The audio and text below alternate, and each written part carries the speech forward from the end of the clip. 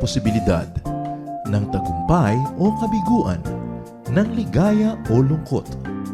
Kaya marapat lamang na tanggapin si Jesus bilang tagapagligtas at Panginoon. At matapos yun ay panariwain ang katapatan at paglapit sa Kanya bawat araw o day by day. Ang day by day ay naglalayong umalalay sa pang-araw-araw na pamumuhay.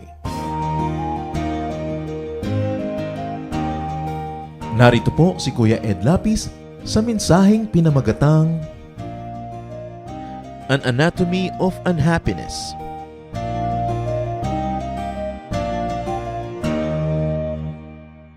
First Kings 19 verse 4. He, meaning the prophet Elijah, came to a broom tree, sat down under it, and prayed that he might die. I have had enough, Lord, he said.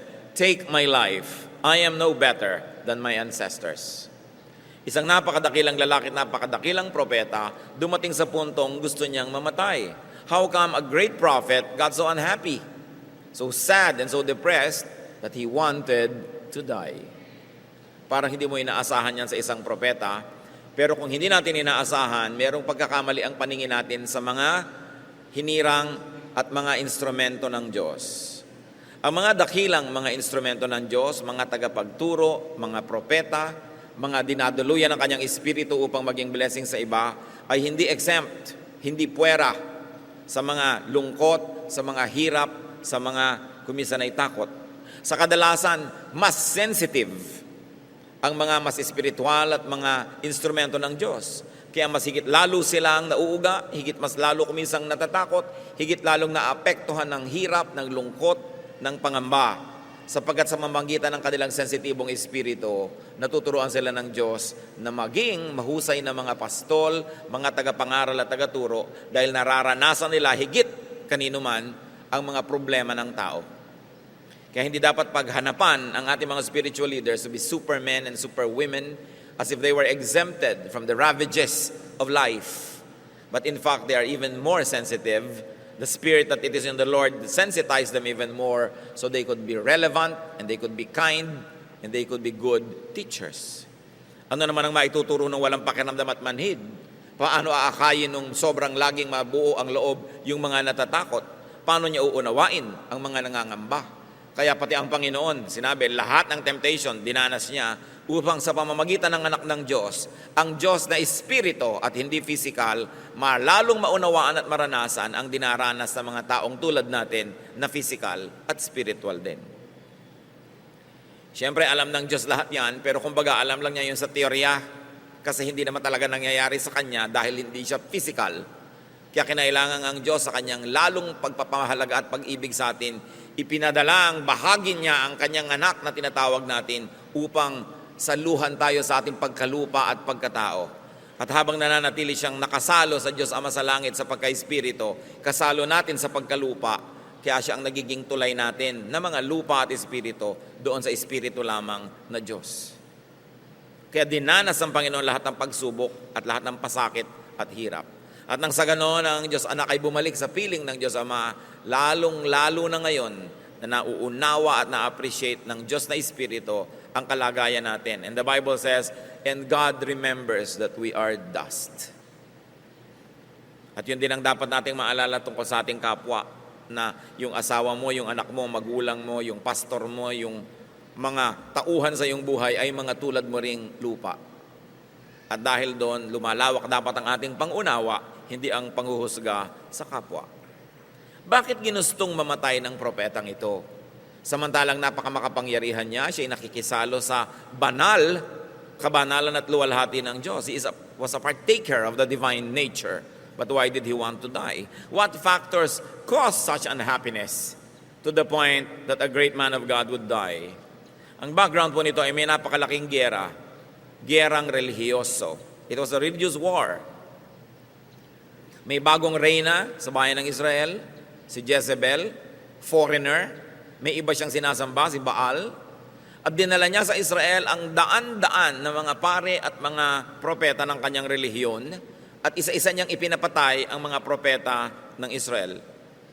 Nananaig ngayon ang kadiliman, nananaig ang pagsamba kay Baal at napakalaking religious war ang nagaganap. At yun ang background ng kasaysayang ating tutunghayan. Nung humarap ang propeta sa hari na asawa ni Jezebel, kamping-kampi na ang hari sa kanyang asawa at nabulag na siya sapagkat siya ay sumusuporta na sa bagong relihiyon na ito, sa pagan religion at sa pagsamba kay Baal. 1 Kings 18:16 to 19. King Ahab went to meet Elijah. When he saw Elijah, he said to him, "Is that you, you troubler of Israel?" Ikaw ba yan, panggulo ng bayan? Sabi ng hari. "I have not made trouble for Israel," Elijah replied. "But you and your father's family have. You have abandoned the Lord's commands and have followed the Baals." Sabi, sinong panggulo sa atin? Kayo, kayong mag-anak. Sumunod kayo kay Baal. Ginulo niyo ang ating bayan, ginagalit niyo ang ating Diyos. Verse 19, "Now summon the people from all over Israel to meet me on Mount Carmel, and bring the 450 prophets of Baal and the 400 prophets of Asherah who eat at Jezebel's table." So ang reyna ay tumataguyod ng 850 prophets of Baal. Samantalang ang tingin ni Elijah, siya na lang ang natira dahil nilipol, inubos na ang mga katulad niyang propeta ni Yahweh. Lingid sa kanyang kalaman, meron pa naman ng mga natira at ikinubli ng mga supporters sa mga kuweba. But let's study Elijah's unhappiness. At sa pagtatangka nating unawain yun, ay mauunawaan din natin ang ating mga sarili at ang ating mga mahal sa buhay. What were some of the roots of Elijah's unhappiness? One was rejection. Yan ang isang pinag-ugatan ng kanyang lungkot. The king rejects him, the establishment was rejecting him. At kung minsan, kahit alam mong kakampi ang Diyos, kakampi mo ang Diyos, may epekto pa rin sa iyo, pagkagalit sa iyo ang tao at hindi ka kakampi. There was misunderstanding. He was being called a troublemaker. Isa yung malakas magpalungkot, yung hindi ka nauunawa. There was disconnection from the king, from the people, and from his fellow prophets. Wala siyang komunikasyon sa kanyang mga kapwa-propeta. Ang palagay niya ay siya nag-iisa na lang. And of course, there was disappointment. He was very disappointed with the king, who was supposed to be an instrument of God, but this time, this king was becoming the instrument of his wicked wife, Jezebel. And he also faced a very big opponent, 850 prophets ng kabilang partido. Nakakalungkot ang mga ganong bagay. San mo man tingnan. 1 Kings 18:20 to 21. "So Ahab sent word throughout all Israel and assembled the prophets on Mount Carmel. Elijah went before the people and said, 'How long will you waver between two opinions? If the Lord is God, follow him. But if Baal is God, follow him.' But the people said nothing." Ang panukala nitong si Elijah, ipunin mo ang buong bayan, tawagin mo rin ang 850 prophets ng asawa mo, magkita-kita tayo sa bundok ng Carmel. Ito isang banal na lugar kung saan napakaraming himala ang naganap at ngayon magkakaroon ng malaking showdown, magkakaroon ng paligsahan. At inipon nga ng hari ang mga tao. At sabi nitong propeta, "Ano ba kayo? Parang wala kayong pagkakakilala sa ating Diyos. Kung si Yahweh ay Diyos, kung ating Panginoong Diyos ay Diyos, siya ang sambahin nyo. Ngayon, kung si Baal ang Diyos, siya ang sambahin nyo. Pero hindi pwedeng pareho. Hindi pwedeng dalawa. Hindi kayo pwedeng mamangka sa dalawang ilog." Yung mga tao naman, walang kakibu-kibo. So Elijah faced silence. He probably thought it was indifference and indecision of those around. Again, he suffered disconnection. The people were not responding, walang kakibu-kibo. Nakakalungkot din yun. Dati pag nagsasalita ang propeta, enthusiastic ang response sa mga tao. Ngayon walang kakibu-kibo. Palibhasa, takot kay Jezebel. Natatakot sila. 1 Kings 18:22 to 24. Then Elijah said to them, "I am the only one of the Lord's prophets left, but Baal has 450 prophets." Of course, malalaman natin later na hindi naman pala precise yung akala na yon ni Elijah. Prophets are not all-knowing. They can also have some details taken wrongly. Diyos lang ang perfect, not even the prophets, not even the apostles, not even those who were close to Jesus. Kaya kung minsan may sinasabi sila, may itinuturo sila, susuriin mo rin kasi Diyos lang hindi nagkakamali. Kahit mga propeta, pwedeng may mali. Sunod ka pala ng sunod dahil propeta yon, mali pala. Kaya dapat alam mo lahat or karamihan ng katuruan para malaman mo kung alin yung, ay mali ito, hindi naman talaga siya nag-iisa eh. May daan-daan pa na nagtatago sa kuweba. But meanwhile, we are analyzing what made him so sad. And one of that was he thought he was alone. Rightly or wrongly, he thought he was alone. Verse 23, get 2 bulls for us. Let them choose one for themselves, and let them cut it into pieces and put it on the wood, but not set fire to it. I will prepare the other bull and put it on the wood, but not set fire to it. So ano ngayon ang gagawin nila? Magkakaroon sila ng paghahandog, ng offering. At ang offering nila ay mga bulls, mga malalaking baka. At ang sabi nitong propeta, o mauna na kayo, total marami kayo, kumuha kayo ng 2 baka, isa sa inyo, isa sa akin. Katayin ninyo, pagputol-putulin nyo according to the requirement of the offering, kasi yun, susunugin dapat yun eh. Ipapatong yun sa kahoy, sisindihan yung kahoy, masusunog yun, offering. Sabi, mauna na kayong gumawa niyan. Pero ihanda nyo lang lahat, katayin nyo ang baka, putol-putulin, ipatong ninyo sa panggatong, pero huwag nyong sisindihan ang kahoy. Verse 24, then you call on the name of your God, and I will call on the name of the Lord. The God who answers by fire, He is God. Then all the people said, what you say is good. Sabi, o sige, itong hamon. Ihain ninyo yung inyong baka, tapos huwag niyong sisindihan ng kahoy. Tumawag kayo sa Diyos nyo. Pag biglang may umapoy, galing sa kung saan, di Diyos nyo ay Diyos. Kung sinong Diyos ang sumagot at maglalagay ng apoy dyan nang hindi tayo ang naglalagay, then siya ang Diyos. At tuwan-tuwa naman ng mga tao, wow, magandang boxing ito. No? At ringside ang buong bayan, manonood sila. But up to that point, what was Elijah's social standing? It was that of aloneness. He was alone. Parang siya lang laban sa buong bayan, laban sa daan-daang mga propeta nung kalaban, at laban sa hari at sa reyna. So there was a disconnection, and a showdown was about to happen. Talagang suspenseful ang event na ito. So, naghanda sila. 1 Kings 18, 25 to 29. Elijah said to the prophets of Baal, choose one of the bulls and prepare it first. Sige, mauna na kayo, partida. Since there are so many of you, call on the name of your God, but do not light the fire. So they took the bull given them and prepared it. Then they called on the name of Baal from morning till noon and said, O Baal, answer us. They shouted. But there was no response. No one answered. And they danced around the altar they had made. So naagawa na nila. Umagang-umaga pa lang, nagsimula na to. Nagsasayaw na sila, nagtutugtog na sila, nagtatawag na sila kay Baal. Inabot na ng tanghaling tapat, uminit na lang at lahat. Wala pang nangyayari. Verse 27, at noon Elijah began to taunt them. Shout louder, he said. Surely he is a god. Perhaps he's in deep sleep, or in deep thought, or busy, or traveling. Maybe he's sleeping and must be awakened. So they shouted louder and slashed themselves with swords and spears, as was their custom until their blood flowed. Sabi ni Elijah, oh, lakasan niyo pa! Baka tulog. Baka nagbabiyahe. Baka pagod. Sige pa, lakasan pa. Lalo namang nilakasan nga nitong mga sumasayaw.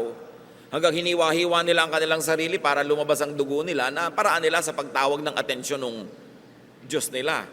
Dahil pinaniniwalaan nila na gusto ng Diyos silang nakakaamoy ng sariwang dugo. So, tingmak na sila ng dugo at nabasa na yung lupa. Wala pa.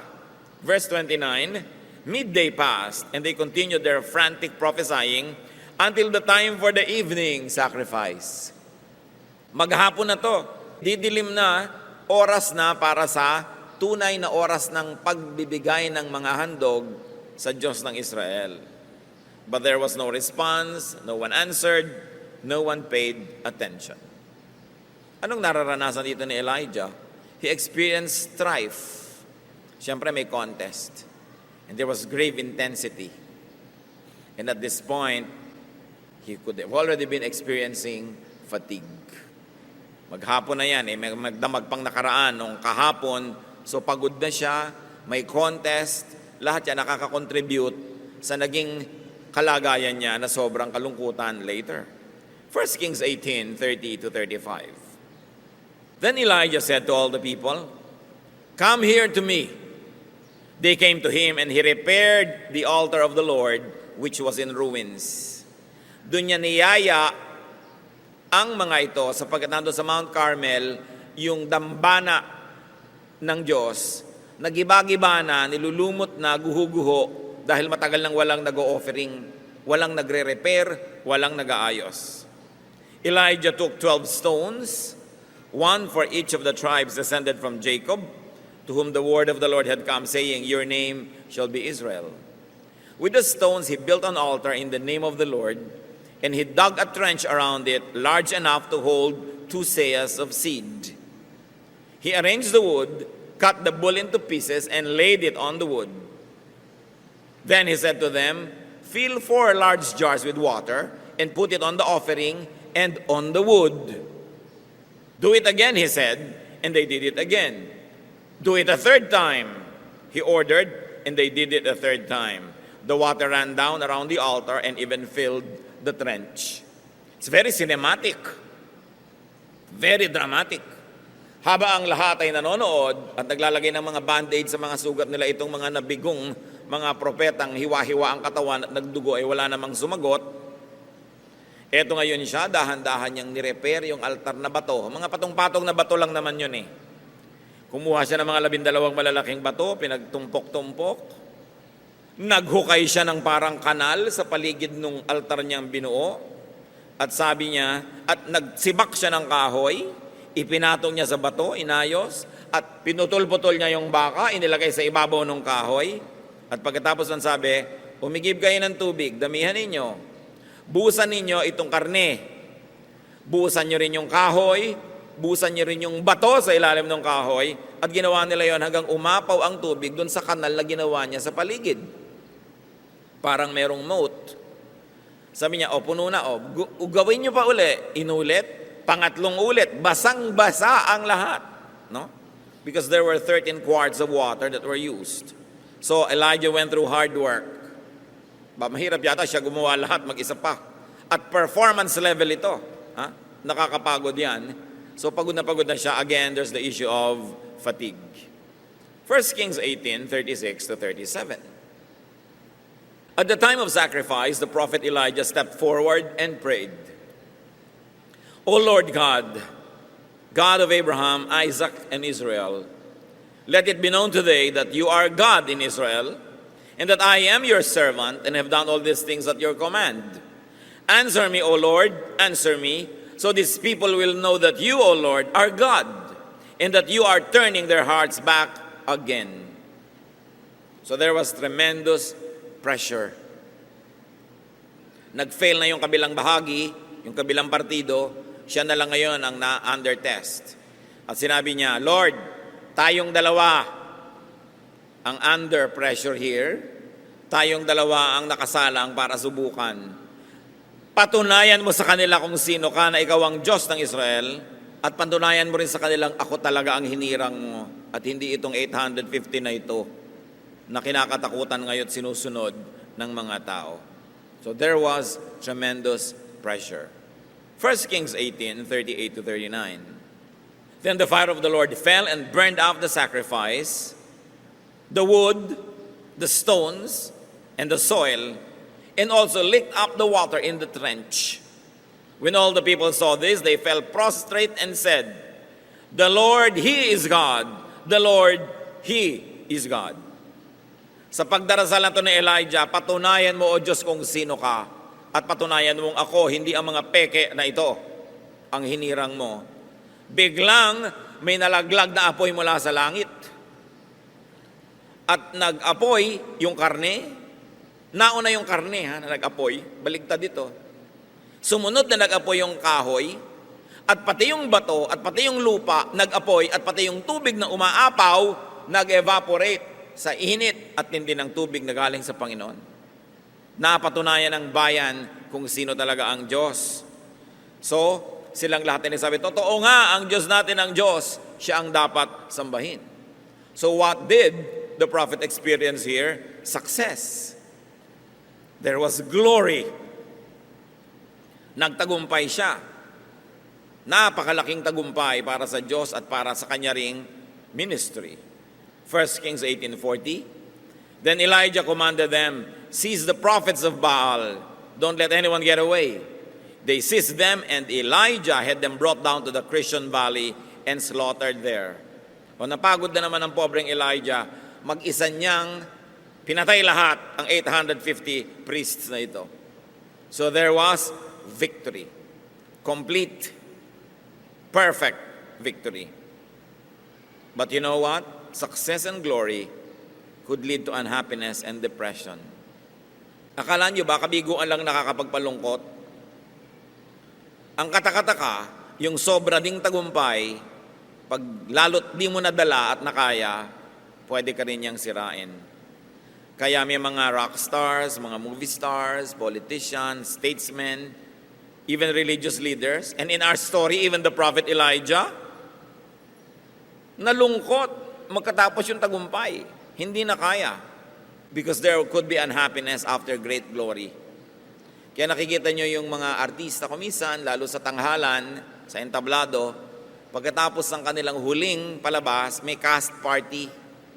Kasi gising na gising pa yung electricity ng body nila sa palakpak, sa tagumpay, mahirap itulog yun. Kailangan ma-deflate ka, kumbaga sa lobo, halos puputo ka na, kailangan magbawas ka ng hangin dahan-dahan para hindi ka sumabog. And as we can see here, unhappiness is, among others, electricity. So Elijah was electrified by his victory, pero nabasa natin maya-maya gusto niyang mamatay. 1 Kings 18:41-42. And Elijah said to Ahab, go, eat and drink, for there is the sound of a heavy rain. So Ahab went off to eat and drink. But Elijah climbed to the top of Mount Carmel, bent down to the ground, and put his face between his knees. Anong background nito mga kapatid? 7 taon na hindi umuulan. May tagtuyot, taggutom, may salot sa bayan ng Israel dahil sa kanilang idolatry.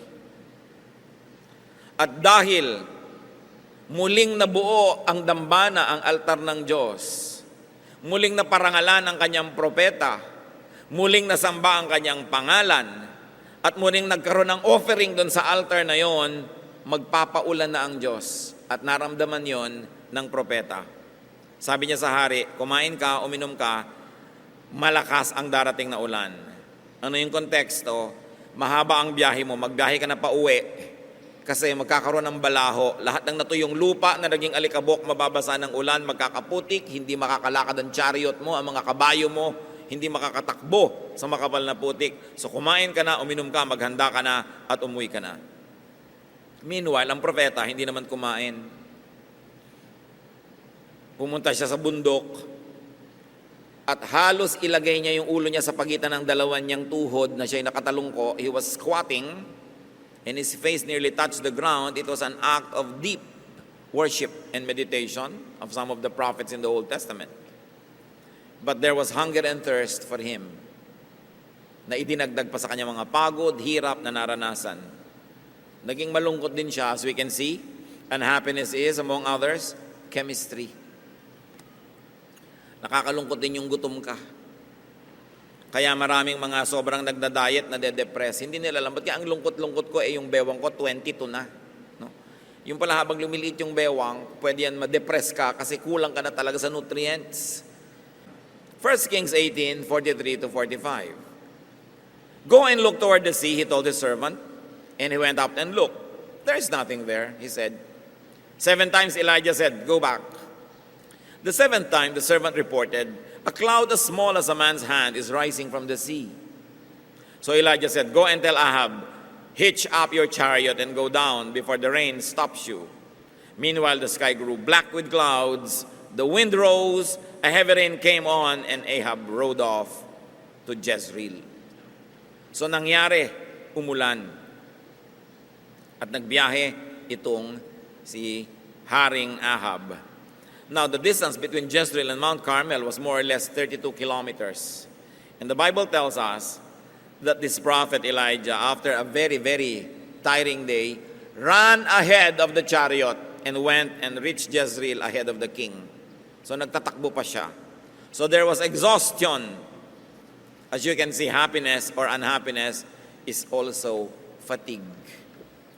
Pag sobra kang pagod, may tendency ka ring ma-depress.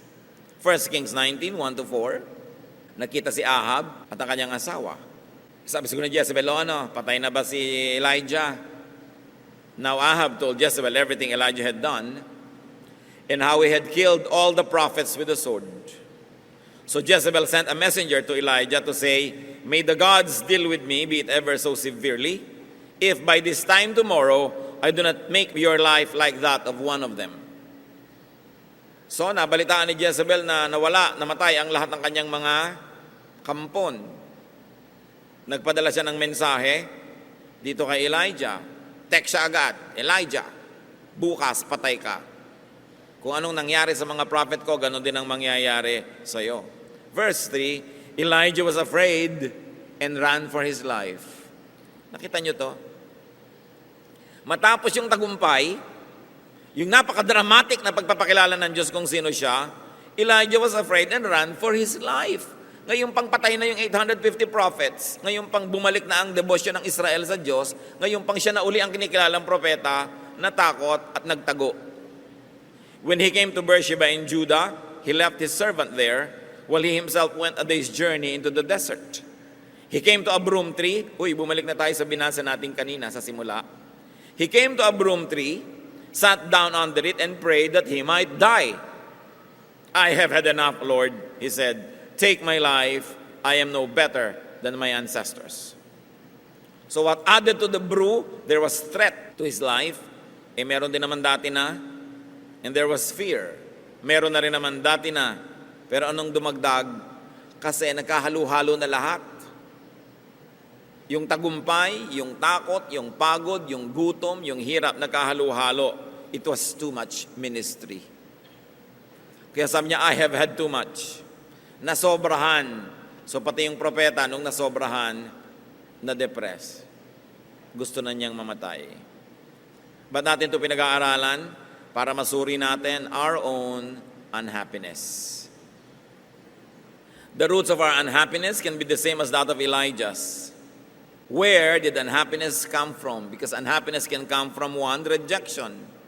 Tulad niya, pag nare-reject tayo, we can be unhappy. Lalong-lalo if you experience rejection in childhood. Lalong-lalo kung ang isang babae became pregnant out of wedlock, nire-reject kumisa ng mga lola at lola niya, ng mga kamag-anak. "Pa-abort mo yan, ipalaglag mo yan," etc., etc.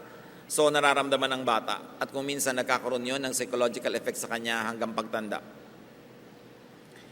Kung tayo ay nakaranas ng rejection, ganun man o lighter ways, parang may mas maganda kang kapatid, parang siya yung paborito, parang may mas matalino kang kapatid o pinsan, siya lagi napupuri. Kung tayo ay nakaranas ng rejection, you know what you do? You can no longer change your past, but you can change your heart about it. You can change your outlook. Get over it. Tapusin nyo na yon. And the best way to get over it is to forgive people who rejected you. Sapagkat pag hindi nyo pinatawad lahat yung mga tumanggi, hindi gumusto, umayaw sa inyo noon, dala-dala nyo yung hapdi, yung kirot habang buhay. At kaya madalas gusto nyo siguro magpakamatay o nalulungkot kayo, hindi nyo maintindihan. Kasi merong nakaugat sa puso nyo dapat ay bunutin, and that is sorrow and pain and bitterness. At ang mahalaga, get accepted by others now. Become more acceptable. Kung nagkulang noon ang pagmamahal sa atin ng mga tao, sikapin nyo ngayon na mamahal naman kayo ng iba, maging kamahal-mahal kayo. Mas maging maganda ang ating ugali, tayo'y makibagay, makisama, at nang sa ganon, mas matanggap tayo para makatakas na tayo dun sa hindi ako minahal noon, kawawa naman ako noon, puwera ako noon. Noon na yun eh. At sa lagay, naapektuhan ka na nung araw, hanggang ngayon maapektuhan ka pa. Bukas maapektuhan ka, next year maapektuhan ka rin. Paulit-ulit ang kalugihan mo. Kailangan mong palayain na yung sarili sa tulong ng Diyos. And the best way is to forgive everyone who rejected you and then accept as much love now, being more and more lovable. At isang magandang lesson sa atin mga kapatid, do not reject people. Lalo kayo yung magulang, kayong lolo, kayo yung lola, walang kasalanan yung bata, bakit siya nandyan, huwag nyo i-reject. Kuminsan yung mga lola, naiinis doon sa manugang, yung bata ang napagdidiskitahan, rejected. Lalo kamukha ng kanyang balae. Kamukha ng balae itong batang to, mukhang impacto. So yung bata, walang kamalay-malay, nare-reject siya. Kung minsan naman, gustong-gusto mo yung isang manugang mo, mahal na mahal mo yung apo mo na yun sa manugang mo, ang bata sensitive. Let's not reject people. Teacher ka, don't play favorites. Basta huwag tayong mag-reject kasi alam natin, malalim ang sugat na nililikha niyan. So as much as we would like to be free from the bitterness of being rejected, let's also set people free from being rejected. Yun ang lesson na matututunan natin dito. Para hindi iibigin ninyo o nino man na magpakamatay o mamatay dahil sobrang malungkot. And of course, there was disappointment on the part of Elijah about the king and the nation. Para hindi ka laging ma-disappoint, don't expect too much. Don't expect too much. At tayo naman, tulungan natin ang ating kapwa that they don't get disappointed with us. Do what you must. Perform your duty. Do your best so people don't get disappointed in us. And what's very important is to avoid disconnection. Get connected. Allow others to connect with you. Be accessible. And you also reach out to others. Talagang totoong nilikha tayo ng Diyos na ang kaligayahan natin ay sa piling ng kapwa din natin tao at sa piling ng Diyos. Kaya hayaan natin magkaroon tayo ng connection. Another unhappiness of Elijah could have come from aloneness. So what do we learn? Have a healthy balance of solitude and company.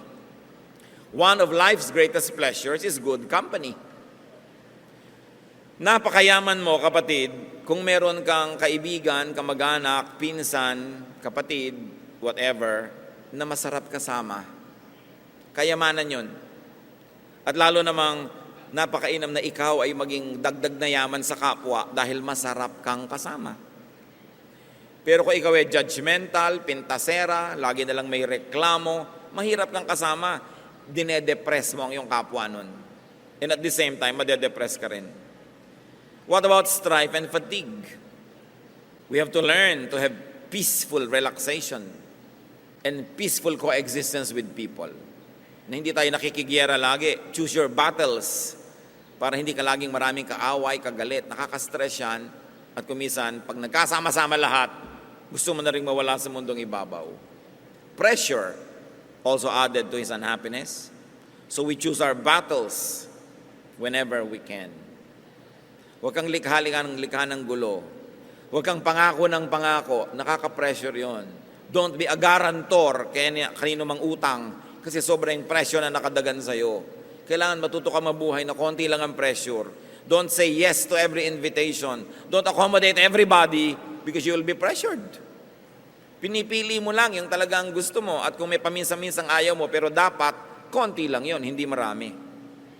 At isa yan sa mga dapat nating matutunan mga Pilipino, sobra kasing mababang loob tayo, sobrang mabait, to say no. Lagi na lang tayong yes, tapos ikaw yung nagdurusa. Part of the freedom that God wants to give you is for you to be free from needless pressures. At isa pa na dapat nating bantayan, glory. Victory. Pag sobra kang yumayaman, sobra kang sumisikat, sobra kang gumaganda, sobra kang nagtatagumpay, go down. Huwag ka masyadong maniwala na dakila ka. And very importantly, how do you get the pressure of glory from your shoulders? Share it with other people. Share the credit with other people, especially with God. In fact, give God the glory. Para hindi ikaw nagbubuhat ng glory na yon.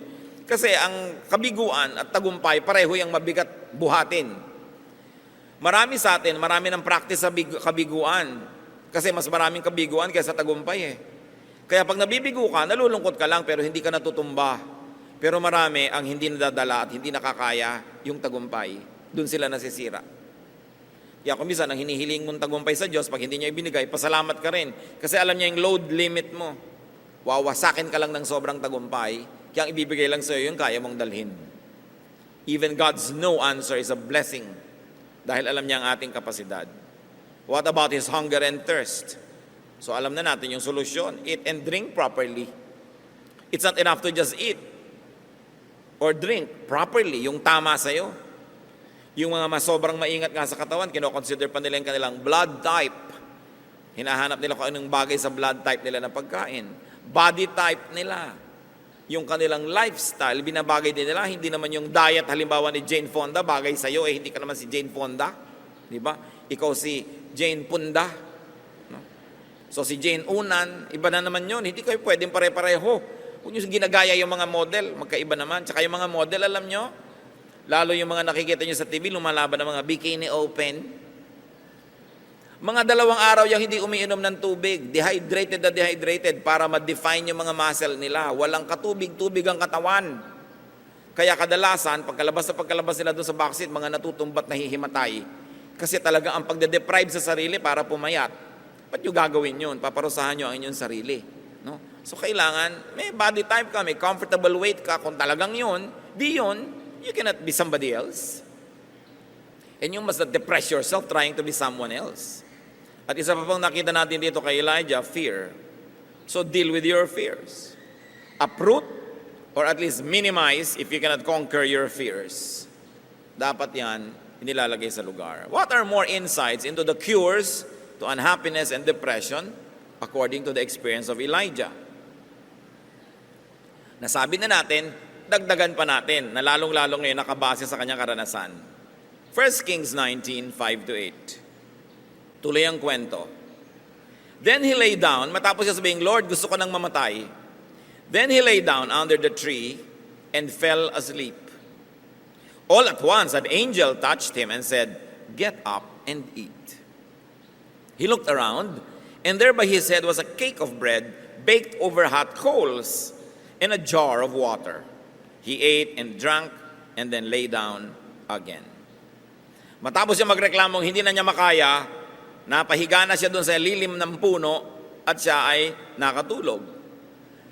Pinukaw siya ng anghel, hinipo siya, tinapik-tapik at sinabing, bumangon ka muna. No? Kumain ka muna. Huwag kang matulog ng gutom. So pagtingin niya, may pagkabango-bango mga tinapay na talagang bagong bake sa kanyang ulunan at mayroon pang isang banga ng tubig. So bumangon siya, kinain niya, ininom, at nahiga uli. Sa inyong mga tamad magluto, matutulog na lang ng gutom, learn this. Yung ayaw na magluto, ayaw na maghugas ng plato, itutulog na lang yung gutom, may pagkain naman. No? So learn from this. Baka marami kayong depression na galing dyan. Ito naman siya, hindi tamad, wala lang talaga siyang pagkain, kaya pinaghimalaan. Ngayon, kung meron kayo sa bahay nyo, hindi nyo kailangan ng himala. Verse 7, the angel of the Lord came back a second time and touched him and said, get up and eat, for the journey is too much for you. So he got up and ate and drank. Strengthened by that food, he traveled 40 days and 40 nights until he reached Horeb, the mountain of God. Ministry na naman. Balik na naman siya sa dati. Samantalang kani-kanila lang gustong mamatay. Gutom lang pala. Kaya siya sobrang na-depress. Kaya dapat i-balance natin yan. Pinag-aralan natin yung unhappiness, tingnan natin yung kabaligtaran. Bakit siya na-revive? Because happiness is a tree. Kumisan parang maliit na detalye lang sa kwento. Naglakbay siya, iniwan niya yung katulong at naglakad pa siya mag-isa maghapon. Talagang gusto niya mapag-isa para walang makapigil sa kanya. Kaya alam niyo yung mga gusto ko magpakamatay, pag hindi ka dumating dito magpapakamatay ako, hindi magpapakamatay yon. Yung talaga magpapakamatay, wala siyang sinasabihan para maituloy niya ang balak niya. No? Paminsan-minsan, baka rin matuloy, kayo na makiramdam. No? Kung nag-iinarte lang, yung gustong kunwari magpapakamatay. Kung minsan man, baka nga matuloy, so bahala kayo kung anong gagawin nyo. Pero nakikita nyo, yung talagang determined magpakamatay, walang sinasabihan yon. Ngayon, happiness is a tree, a shade, a comfort. Ano yan sa atin? Hindi naman lagi na lang literal na puno. Pag sobra na tayong stressed, malungkot, find your tree. Maybe it's a place. Maybe it's a condition. Maybe it's a vacation. Maybe it's a spa. No? or a barber shop, or shopping, kung ano man yung tree. Nagbigay sa kanya yun ng ginhawa. No? And we should find trees in our lives. Sa katunayan, ang best tree, syempre, tao. Proverbs 17:17, a friend loves at all times, and a brother is born for adversity. Tiyakin nyo naman na kung marami kayong ipinupundar sa buhay, at least makapagpundar kayo ng mga kaibigan na talagang kapalagayang loob, nauunawa nyo at inuunawa kayo, yung pwede kanyang gisingin sa madaling araw at pwede mo rin siyang gisingin, pwede mo siyang abalahin at pwede ka rin niyang abalahin, tiyakin yung meron kayong ganun sa buhay. Kasi isang malaking kayamanan ang may ganun sa buhay. Job 6:14, the despairing man should have the devotion of his friends. Kasi si Job, nagdurusa, sabi ng mga kaibigan niya, siguro may kasalanan ka. Sabi niya, may kasalanan ako at wala, may atraso ako sa Diyos at wala, dahil nagdurusa ako, dapat kaibigan ko kayo. Unawain niyo ako, huwag niyo ako i-judge sa panahon na ito. Sabi niya, ang kailangan ko, yung devotion niyo, hindi yung judgment. So kung meron tayong mga non-judgmental friends, at lagi nating binabaliktad yan mga kapatid, gusto nating may kaibigan, magbigay din tayo ng friendship. Gusto nating may dumuunawa sa atin, magbigay din tayo ng pangunawa. Do to others as you would have them do to you, sabi ng Panginoong Jesus. Ang Diyos, 2 Corinthians 7:6, God comforts the downcast.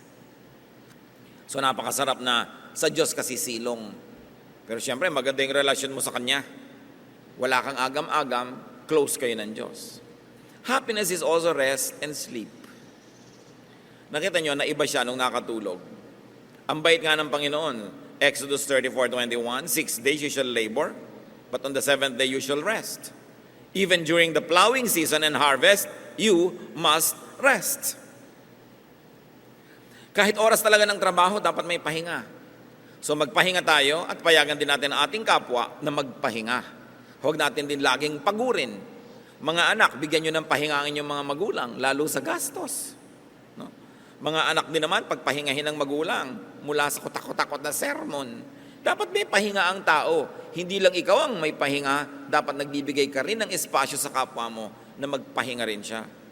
Kung meron kayong mga staff sa bahay, abay bigyan nyo naman ng espasyo kung saan sila matutulog. At kung talagang wala kayong espasyo pero yung mga staff kayo sa bahay at natutulog sila sa sala, pag orasan ng tulog nila, huwag na kayo magpakalat-kalat sa sala. Huwag na kayo doon manood ng TV, magbasa at kung ano-ano dahil kailan pa sila matutulog. So binibigyan nyo ng pahinga. At yung turo na yan, lalo kung may kapangyarihan tayo over other people, we should exercise the prerogatives of God and give people rest. Mark 6:31, then because so many people were coming and going that they did not even have a chance to eat, he said to them, come with me by yourselves to a quiet place and get some rest. Ang Panginoong Jesus, napansin niya na yung mga disipulo niya ay sobrang pagod na sa dami ng nagpapagamot, nagpapapray, nagpapakounsel. Sabi niya, teka, time out, iwan natin lahat yung pasyente, rest muna tayo, retreat muna tayo. Nakita niyo yung pag-ibig ng Diyos, hindi lang niya mahal yung mga tao, mahal din niya yung workers. So magpahinga tayo, hayaan niyo na sila, hindi naman nauubos yung may sakit at gutom, magpahinga muna tayo. At pag nakapagpahinga na kayo, tsaka itutuloy ang ministry. Jeremiah 31:26, my sleep had been pleasant to me. And Psalm 127:2 says that God grants sleep to those He loves. So do the same. Give people around you sleep. Husbands, pag hindi kayo umuwi sa oras o kayo yung mga nasa fieldwork, malayo, hindi makakatulog ang mga asawa ninyo, lalo meron kayong bad record. Okay? Patulugin ninyo mga asawa nyo, ibalik nyo yung kanyang tiwala, pahinga ng puso, hindi yung pag nakatalikod siya kung ano-anong mga himala ang nagaganap. Kaya tuloy, pag hindi kayo magkasama, hirap na hirap ang loob. Napakalaking pahirap yan sa mahal nyo sa buhay. Kung ang Diyos, pinapahinga tayo, dapat kayo, kung sino man yung mahal nyo sa buhay, mga anak, patulugin nyo yung mga magulang nyo. Hindi yung alauna na ng umaga, wala pa kayo. Kumisan alana, hindi na lang alauna, talagang alana, hindi na umuwi. No? Maawa kayo sa nagmamahal sa inyo dahil nag-aalala. Hindi yung sasabihin, safe naman ako, I'm okay. Bakit ba pinoproblema mo yan? Ikaw, alam mong safe ka kasi nandun ka, kasama mo yung sarili mo. Yung hindi nakakakita sa'yo, nag-aalala. At alam niyo yung mga naghihimala, ayaw sumugod sa telepono, low bat. Low bat. Yung nawawala ka, low bat. No? Lagi na lang na walang signal.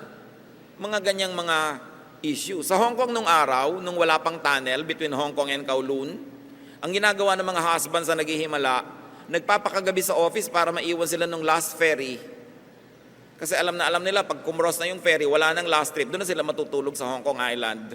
So ano mangyayari? Lahat ng himala nagagawa na nila. Yung naghihimala, laging may dahilan yan para mawala. Pag paulit-ulit yung mga lobat na yan, yung mga kung ano-ano, bumenta na yung mga ganyang gimmick. Pero ang point natin, pag may asawa kayo, may pananagutan kayo, dapat ang ibinigay nyo sa kanyang regalo, mapayapa, matahimik ang loob, hindi nag-aalala. Napakahalaga yung pananagutan natin sa isa't isa. So you grant sleep to those you love. Hindi yung sila ay napupuyat ka iisip. Proverbs 3:24, when you lie down, you will not be afraid. When you lie down, your sleep will be sweet. So give your loved ones sweet sleep by not making them worry about you. Also, we have seen in the story that happiness is connection. First of all, with people. 2 Timothy 1:4, I long to see you so that I may be filled with joy. Talaga ang ligaya natin, pinakamalakas nang gagaling sa kapwa natin, lalo't mga mahal natin sa buhay. Kaya mga kapatid, sobrang malaking tragedy ang policy ng ating pamahalaan to export people as overseas Filipino workers. Nakakatulong pansamantala. Naiibsan ang hirap pansamantala, pero ang social cost ng paghihiwalay.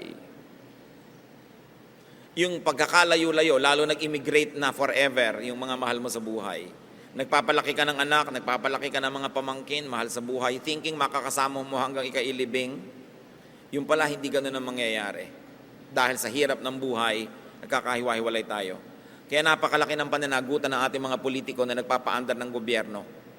Kailangan isa sa mga platform nila, hindi lang damihan ang market for overseas Filipino workers abroad. Dapat ibangon nila, palakasin ang ating bayan para hindi tayo kailangang maglayasang lahat. Dahil nagkakahiwa-hiwalay, malaking lungkot yon. Hindi lang dapat balik bayan, dapat walang alis bayan kung matino ang pamamalakad sa ating bansa. Ayaw nyo ba na magkaroon kayo ng mga katulong na Amerikano sa bahay? Ha? Yung iyaya mo, British, may accent, no? Ayaw mo ba na ang hardinero mo Hapon dahil gumagawa ng Japanese garden? Tayo na lang ba lagi kagawa nun? Bagamat hindi naman yun masama. Kadakilaan nga. Pero hindi dapat policy pang matagalan yan because of the tragedy of separation. Ang sarap na kasama mo sa buhay ang yung mga minamahal. Kaya huwag kayong laging humahanga sa mga politiko na nagpaparami ng market for Filipinos abroad. Dapat gumawa sila ng market dito. Dapat ang mga tao hindi naaalis para lang mabuhay. Kailangang baguhin yung pamamaraan dahil sobra na ang lungkot na ibinibigay sa bawat isang tao niyan. Sabi sa Proverbs 27:10, do not forsake your friend and the friend of your father, and do not go to your brother's house when disaster strikes you. Better a neighbor nearby than a brother far away.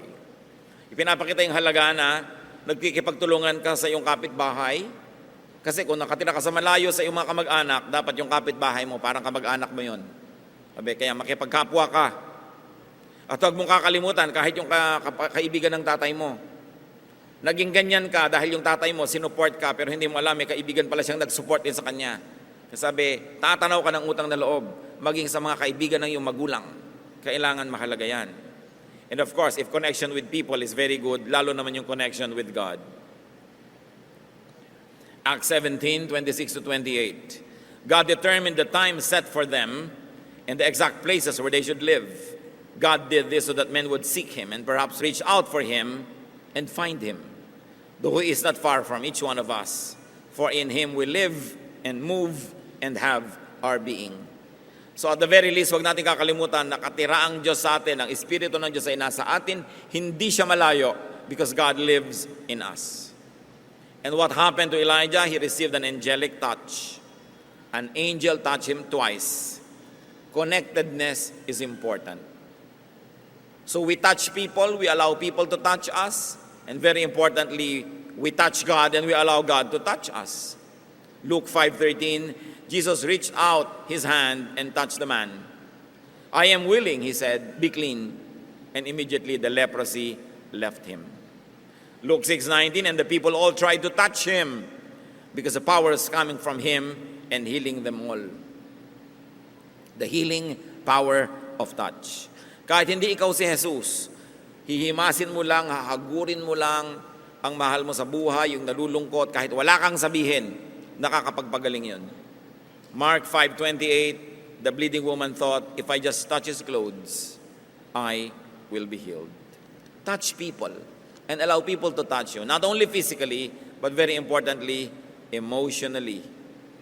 What other source of happiness is there? Counsel, words, conversation. Kung ang salita ay nakakasakit, ang salita ay nakakapagpagaling din.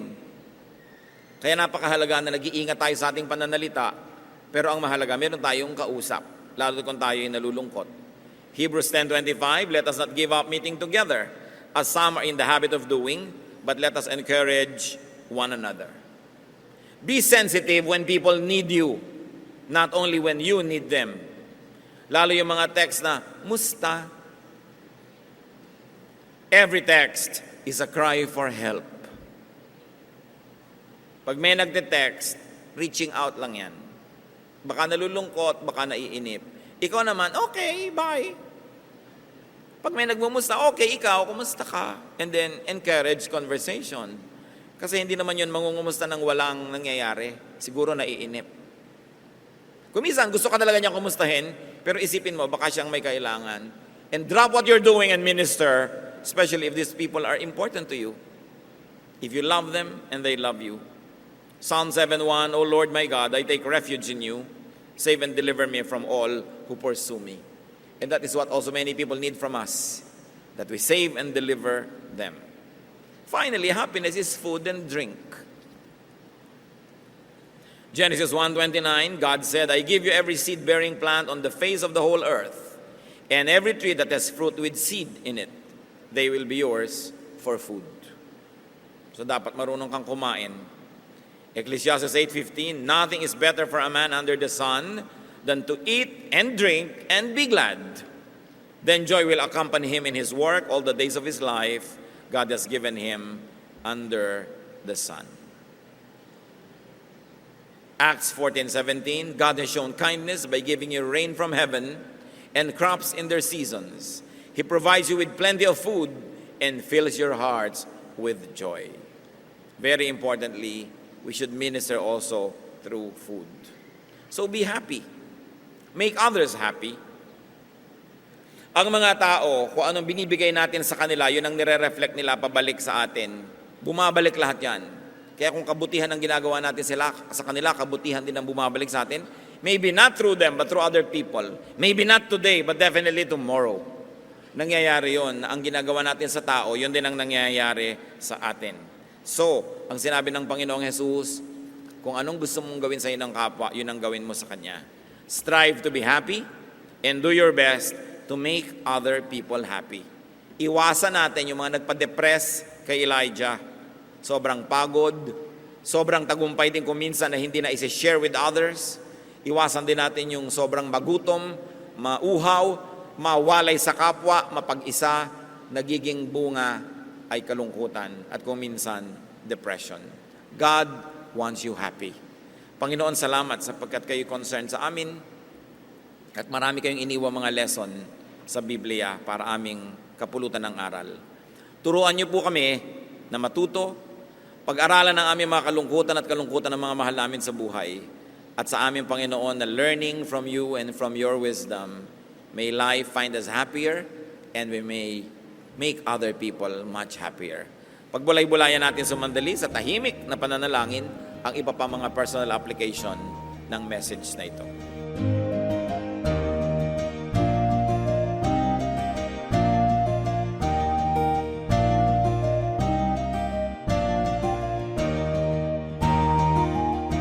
Ang katatapos pong mensahe ni Kuya Ed Lapiz ay pinamagatang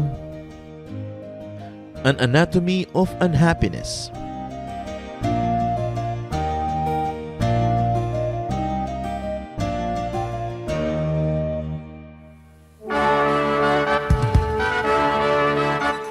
Halina't sama-samang sumamba at magdiwang sa Day by Day Jesus Celebration kasama si Kuya Ed Lapiz. Bulwagan ng Panginoon PICC, one Sunday a month, Philippine International Convention Center, Rojas Boulevard, Pasay City. All other Sundays sa mga Day by Day mini bulwagan ang pagtitipon. Para sa buwan ng Nobyembre, gaganapin ito sa November 3, 2024. 8 a.m. ang First Jesus Celebration, 10 a.m. naman ang Second Jesus Celebration. Para sa iba pang detalye, bisitahin ang ating official Facebook page, Day by Day Friends.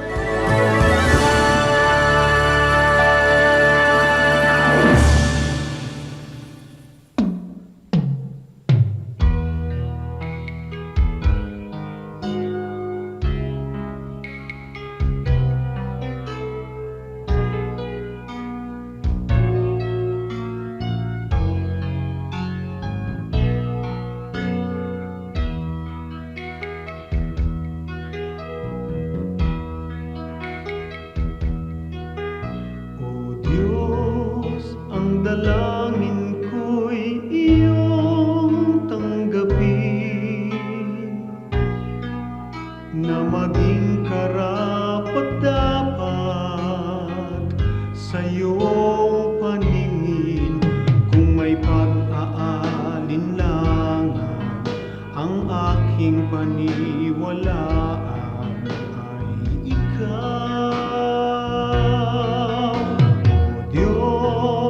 Ang kailangan ko'y iba yung lakas upang di ko natahakin ligaw na landas sa pagpaparot parito sa ulat bagyo'y hindi magbabago. Katapatan ko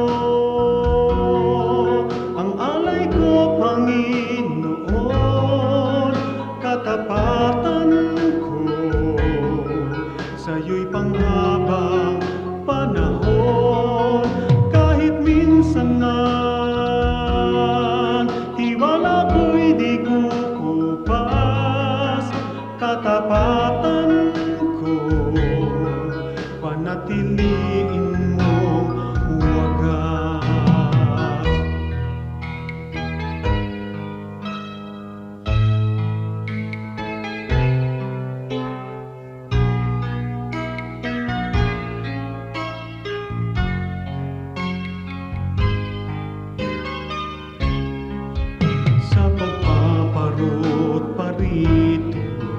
Sa ulat bagyo'y hindi magbabago.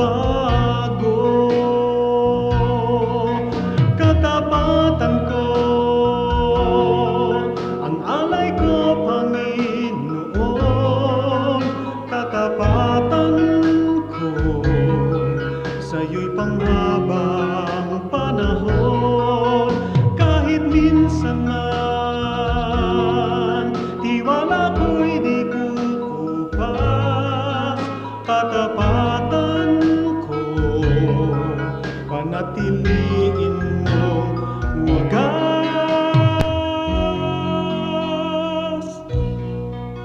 Panatiliin mong wagas.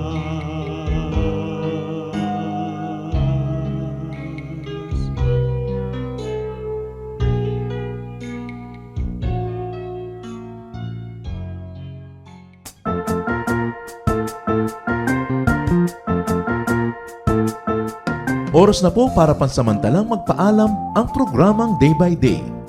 Tayo po'y magsama-sama tuwing ika-6 hanggang ika-7 ng umaga, araw-araw.